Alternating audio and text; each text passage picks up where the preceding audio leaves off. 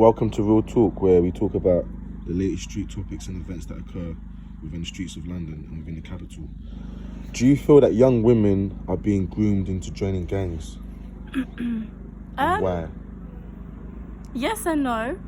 I feel like they could be, because I suppose if you're with someone who is part of a gang, you may feel like to please them you have to do whatever it is they do in gangs, like carry drugs, etc.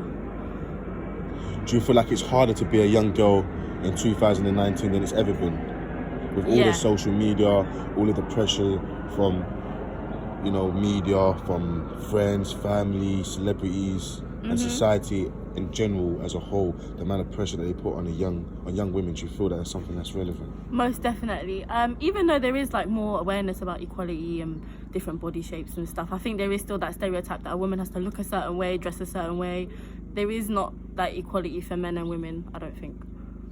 Do you feel that women are more targeted than men within the streets of London in terms of to partake in crime and to carry guns, carry knives, carry no. drugs? I think men are more, there's more that stereotype that men should be manly and they should take charge and, Do you feel that media over stereotype young women that are associated with certain areas and particular groups of people?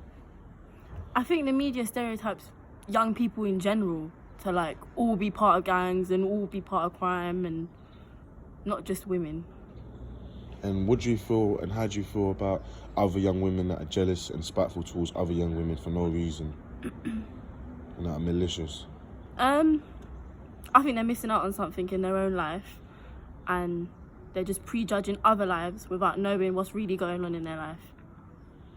And finally, for young women that were watching, listening, what message could you give to them to encourage them that were maybe caught up in gangs, caught up on the streets, on their way to prison, coming out of prison, or maybe just in a toxic, unhealthy relationship? That it's not worth it. Nothing's worth it. And if you're not being treated right, you shouldn't stay, because you don't need to go through that. But some obviously relationships are really complex and not straightforward, and it can be very hard to be aware of. Then you have to talk to someone. You have to find someone that you can talk to, whether it be a stranger or someone you just got to talk to someone. Thank you.